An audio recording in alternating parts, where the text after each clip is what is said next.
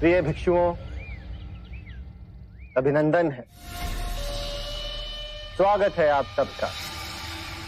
सर्वप्रथम मैं आभार व्यक्त करना चाहूंगा हमारे महाराज अजातशत्रु का, जिन्होंने गयासीस वन की ये भूमि हमें दान भेंट की। आभार है हमारे कुलगुरु का, जिन्होंने सदैव हमारा समर्थन किया।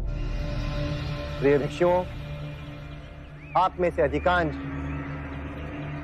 मेरे द्वारा ही दीक्षा प्राप्त है। आपका गुरु होने के नाते ये मेरा कर्तव्य भी है और अधिकार भी कि अपने विचार और अपनी चिंता आप सबके समक्ष मैं रखूं। आज मेरी चिंता का केवल एक ही कारण है, संघ का संचालन। मैंने आदरणीय बुद्ध से हाथ जोड़कर कई बार ये विनम्र निवेदन किया कि वे संघ से निवृत्त होकर साधना की नई पद्धतियां, नए विचार और नए मार्ग को खोजें, जिससे आप सभी भिक्षुओं का कल्याण हो सके। किंतु बुद्ध ने मेरी बात नहीं मानी। मैंने हाथ जोड़कर उनसे विनम्र निवेदन किया कि बुद्ध, हमारे संघ पे ये आरोप है कि यहां पे केवल क्षत्रियों को और ब्राह्मणों को प्रवेश मिलता है। आप स्वयं देखिए कि बुद्ध के प्रथम अनुयायी राजघराने के ही लोग हैं। जो बचे खुचे रिक्त स्थान हैं उन्हें ब्राह्मणों ने भर दिया। यही बात मैं बार बार बुद्ध को समझाने का प्रयास करता हूं कि हमारे संघ में निम्न जाति के वर्ग के लोगों को भी प्रवेश मिलना चाहिए, लेकिन बड़ी कठोरता के साथ बुद्ध मेरे इस प्रस्ताव को ठुकरा देते हैं। अरे, ये तो बहुत बड़ा अन्याय है। हमारे महाराज स्वयं इस बात से कितने चिंतित हैं और इसीलिए मैंने अपने समर्थक भिक्षुओं को अलग से यहां पर बुलाकर ये बात समझानी अनिवार्य समझी। मैं आपसे अनुरोध करता हूं कि कृपा करके आप इस बारे में विचार अवश्य करें। यदि आप चाहें तो बुद्ध के पास जाकर मेरी बात दोहरा सकते हैं और उन्हें यह समझाने का प्रयत्न करें कि आज संघ में परिवर्तन अनिवार्य है और यदि यह परिवर्तन नहीं हुआ तो यह संघ निश्चित रूप से बिखर जाएगा। आप सब मेरी इस बात पे विचार अवश्य करें।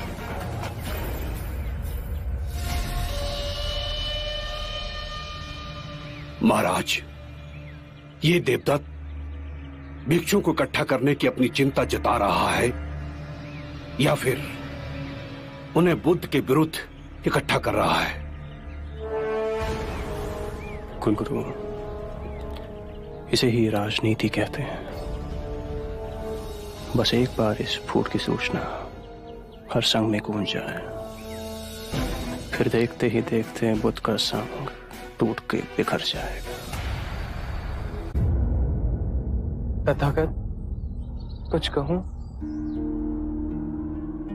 आपका भिक्षु बनने से पहले मेरा और देवदत्त का एक रिश्ता था, ज्येष्ठ और अनुज का, पर आज उनके व्यवहार देख मेरे मन में बड़ी ग्लानि उत्पन्न हो रही है। आपके संपर्क में आने के बाद भी उनमें कोई बदलाव नहीं आया। जब ज्ञान पा ही लिया तो सभी क्षमा के योग्य हैं अनंत। आप सबको क्षमा कर सकते हैं, पर देवदत्त बहुत संकीर्ण व्यक्ति था और अब भी है। मुझे भय है कि जब से आपने भिक्षुओं के बीच उनकी निंदा करी, वो आपसे किसी प्रकार का प्रतिशोध अवश्य लेगा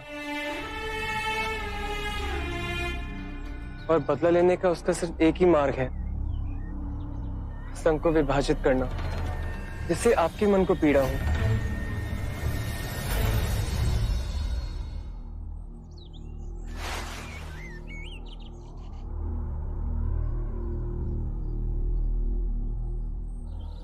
आनंद, संघ मेरी चेतना है, मेरे मार्ग का प्रमाण है कि वो पीड़ा का कारण नहीं बनेगा। भिक्षुओं के सामने देवदत्त की आलोचना करने का मेरा एक ही कारण था कि मैं ये स्पष्ट रूप से कहना चाहता था कि मैंने देवदत्त को मेरा या संघ का कोई भी उत्तरदायित्व नहीं सौंपा है, और उसके पश्चात भी यदि देवदत्त कोई भी कृत्य करता तो वो केवल उसका दोष होगा।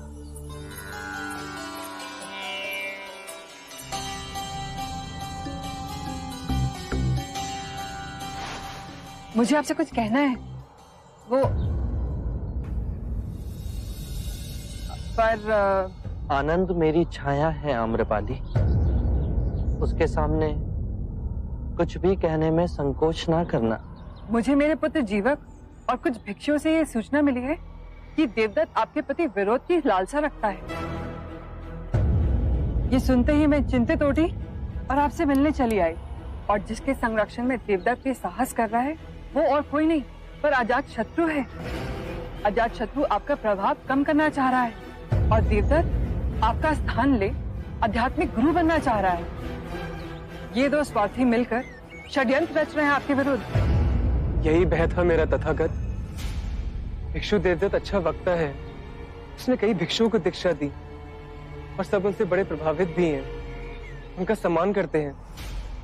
आप सत्य कह रहे हैं। मैंने तो यहाँ तक सुना है कि देवदत्त आपके साधना मार्ग पे प्रश्न खड़े कर रहा है और आपकी साधना में त्रुटियां निकाल रहा है। आपके मार्ग को संशोधन का नाम देकर हर स्थान में भिक्षुओं को उकसा रहा है और कहता है कि आपकी सिखाने की प्रक्रिया आजकल के युवाओं के अनुरूप नहीं।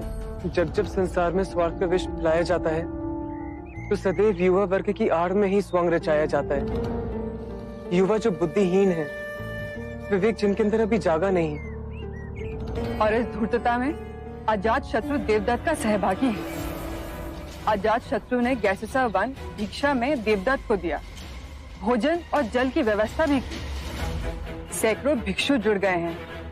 वो आपके संग में फूट डालकर एक दूसरा संघ बनाने जा रहे हैं। बुद्ध, आपके उपदेश का समय हो गया है। मैं आज्ञा चाहती हूँ। आपके लिए बहुत चिंतित, बहुत भय हो रहा है। जीवन का रहस्य है भय से मुक्त होना। कल क्या होगा किसी को नहीं पता।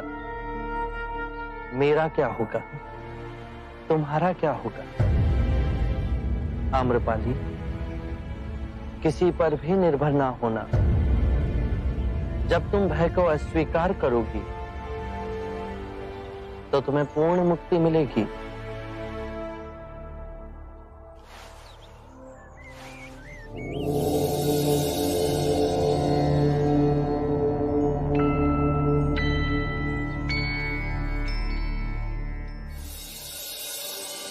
निर्बल को बल वही दे सकता है जो पूर्ण मुक्त हो, और वो केवल आप है बुद्ध।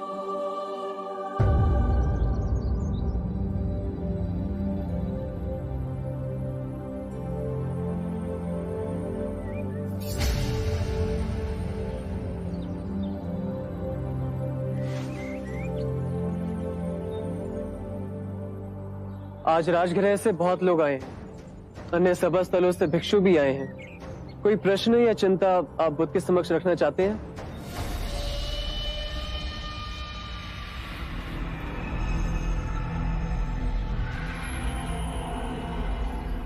आप भिक्षुओं को इच्छा रहित और सादगीपूर्ण जीवन जीने की शिक्षा देते हैं,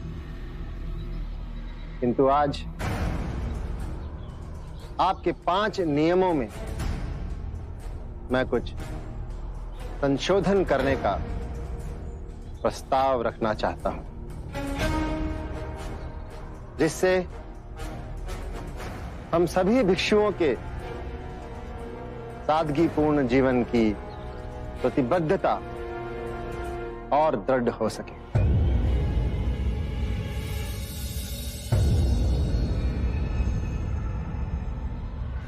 एक, सभी भिक्षुओं का वन में ही रहना अनिवार्य हो। गांव में जाकर रहना या सोना प्रतिबद्ध। दूसरा, भिक्षा में जो भी मिले भोजन के रूप में भिक्षु केवल उसे ही ग्रहण करे, किसी के घर से भोजन के निमंत्रण को स्वीकार ना करे। तीसरा, भिक्षु फटे पुराने कपड़ों को सीकर केवल उन्हें ही अपने वस्त्र के रूप में ग्रहण करे, किसी के द्वारा भेंट में दिए गए वस्त्र ग्रहण ना करे। चौथा, निद्रा हेतु भिक्षु केवल वृक्ष के नीचे ही सोए, कुटिया या भवन का उपयोग ना करें।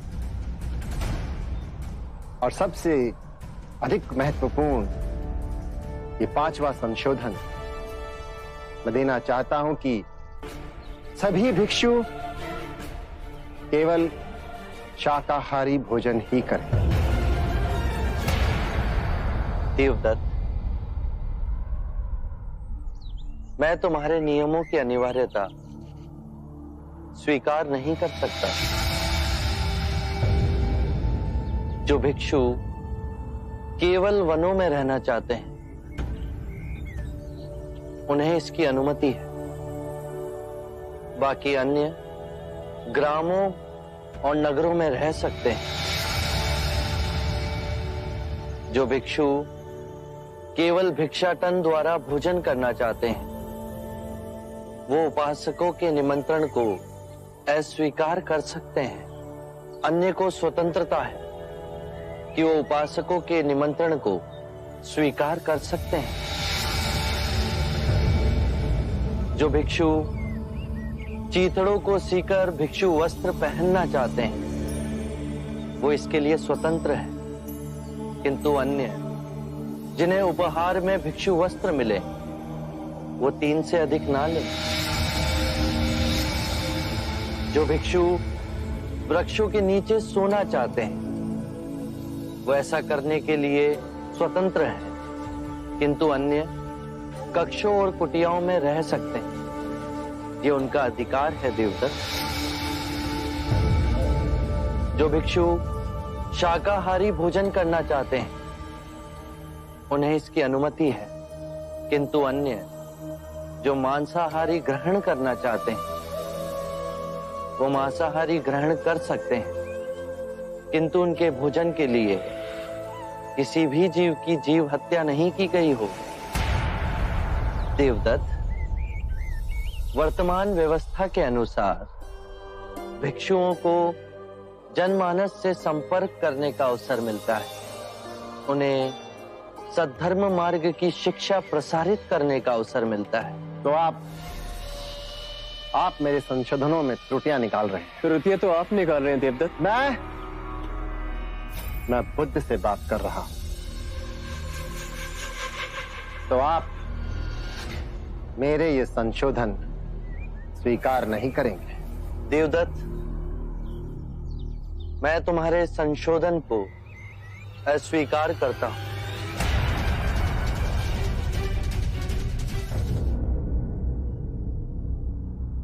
भिक्षु देवदत्त,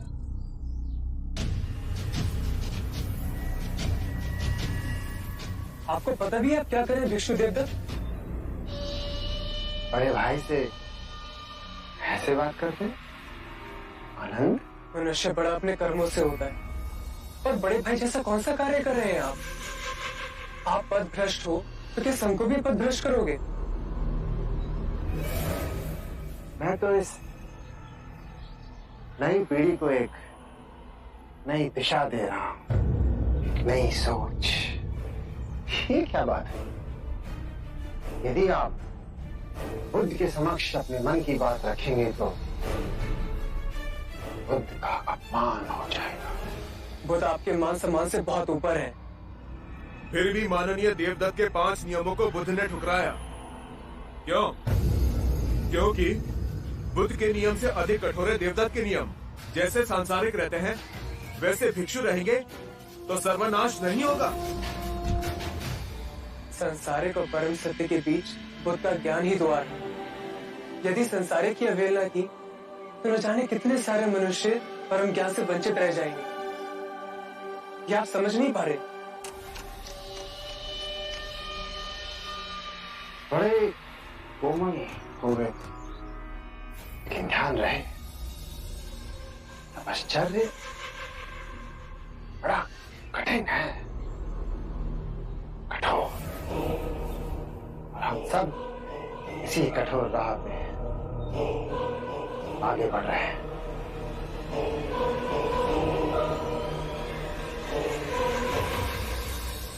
तो देवदत्त ने संघ का विभाजन कर दिया। देवदत्त ने बबूल बोए हैं तो वो फल कहां से पाएगा? आनंद, जब तुमने ये समझ ही लिया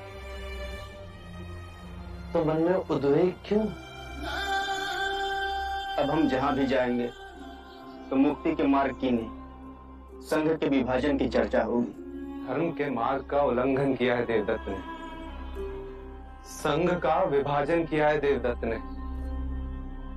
बुद्ध, आज आप ये घोषणा कर दें कि देवदत्त हमारे संघ का सदस्य नहीं रहा, वो पथभ्रष्ट हो गया है।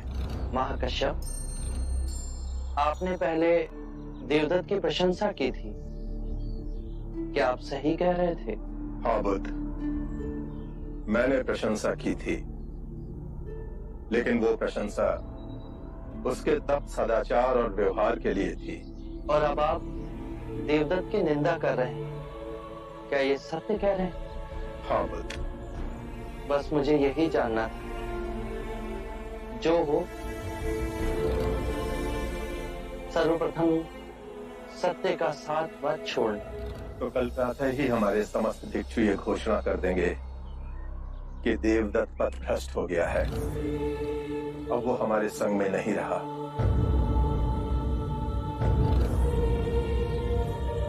आप दोनों इतने चुप क्यों हैं? आप और सरिपुत्र कुछ कहते क्यों नहीं?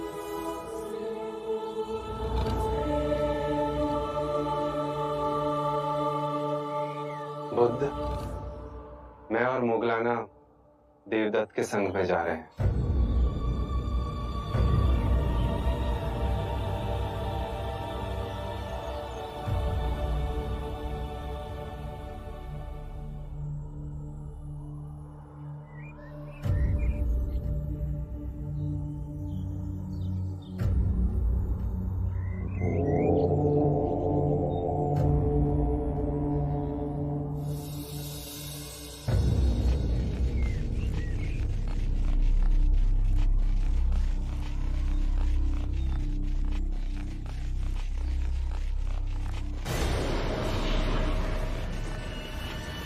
डोली नीचे रखो।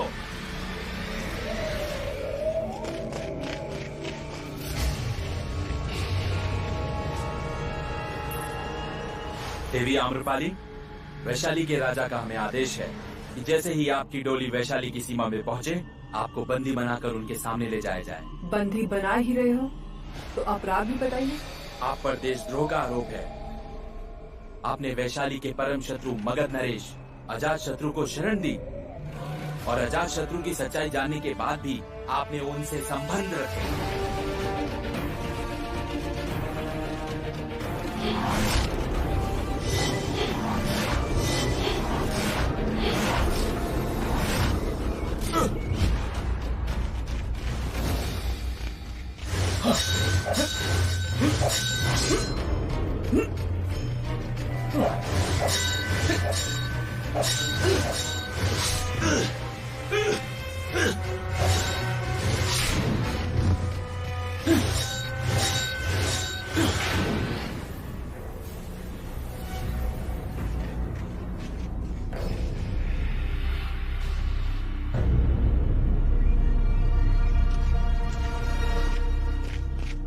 कोई तुम्हें छुए भी आम्रपाली तो दूसरे दिन का सूरज नहीं देखेगा। अब तो मेरा विश्वास कर, मैं तुम्हें कितना प्रेम करता हूँ आम्रपाली।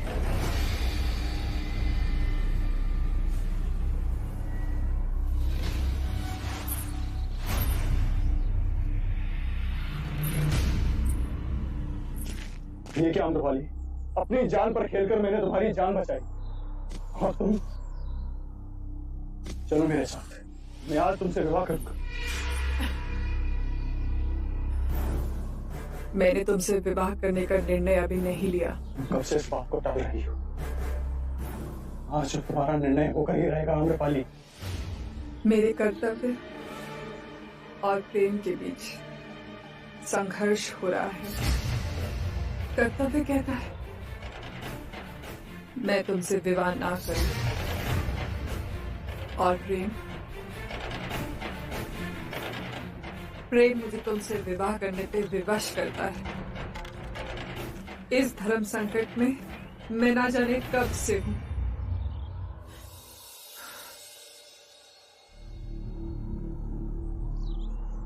पर अब मेरे सामने सब स्पष्ट हो गया है। मैं अधीर हो रहा हूँ आम्रपाली, शीघ्र बताओ क्या है तुम्हारा निर्णय आम्रपाली? बुद्ध कहते हैं कि भय से मुक्त हो जाओ। भयभीत होके ये मत सोचो कि कल क्या होगा, मेरा क्या होगा।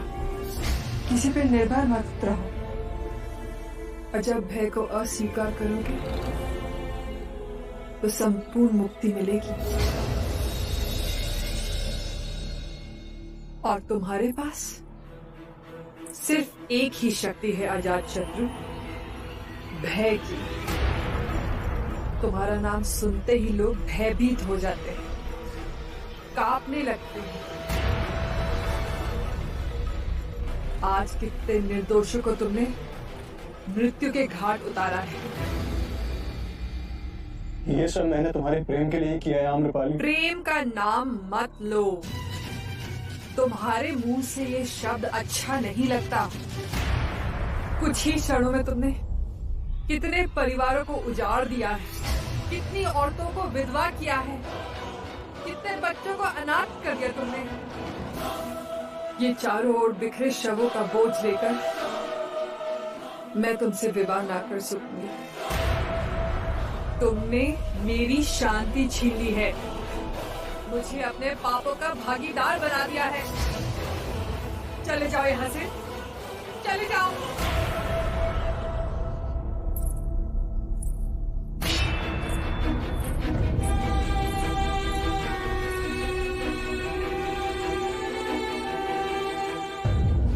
महाराज, जिसे हमने वैशाली की नगर वधू बनाया उसी ने देशद्रोह किया।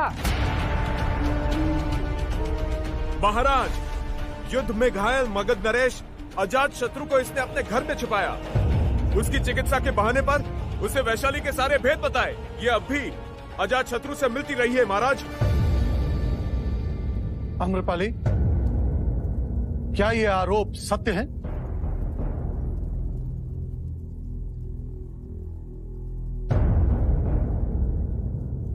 आम्रपाली, तुम्हारी चुप्पी को हम क्या समझे? इन आरोपों को तुम स्वीकार करती हो या उनका खंडन करती हो? मुझ पर जो आरोप लगे सब सच है। ये क्या कह रही है? निर्लज है। महाराज, कितनी निर्लज है ये, भरी सभा में अपना अपराध कबूल कर रही है। महाराज, इस देशद्रोही को प्राण दंड देना चाहिए, दीवार में चुनवा देना चाहिए इस नागिन को। हाँ, से। आम्रपाली, ये सुनकर हमें बहुत कष्ट हुआ। वो क्या कारण था जिसके लिए तुमने वैशाली के साथ ऐसा विश्वासघात किया? महाराज, मैं जो वैशाली पर अपनी जान छिड़कते आज अपराधी बन इन सब की घृणा की पात्र बन गई। सबकी आंखों में तो मैं दोषी ठहरा दी गई।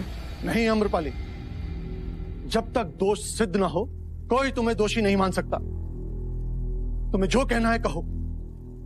मैं बुद्ध की अनुयायी हूं और बुद्ध ने कहा है कि कोई भी जीव, प्राणी या मनुष्य घायल अवस्था में मिले तो बिना किसी भेदभाव के उसकी सेवा करनी चाहिए। मेरे महल के बाहर एक सैनिक घायल पड़ा था। उसके शरीर पर वैशाली के सैनिक के पोशाक थे। मुझे नहीं पता था उस व्यक्ति की वास्तविकता क्या है और उपचार करते करते मुझे उससे प्रेम हो गया। पर मैंने उसे ऐसा कोई भेद नहीं बताया जिससे वैशाली को किसी भी प्रकार की हानि हो। हम ये बात मानते हैं कि तुमने जानबूझ के वैशाली के शत्रु को शरण ना दी, परंतु जाने या अनजाने तुमने घोर अपराध किया है।